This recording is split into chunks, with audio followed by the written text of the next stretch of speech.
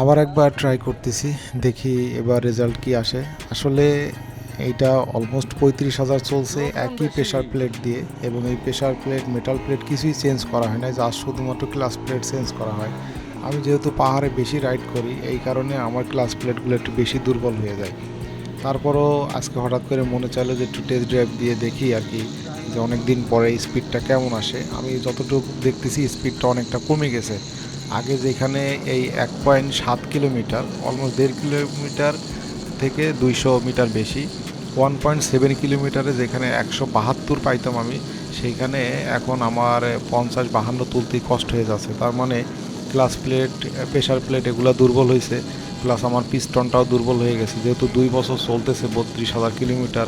এবং কি এটা নিয়ে আমি যত পাহাড়টার আছে, বান্দরবন, খাগড়াছড়ি, সব এই পাহাড় সব শেষ করে আসছি, যার কারণে বাইকের ইঞ্জিন একটু দুর্বল হয়েছে।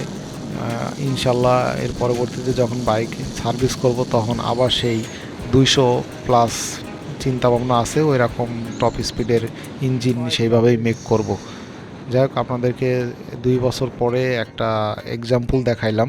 মাত্র 1.7 কিলোমিটারে 145 স্পিড উঠছে।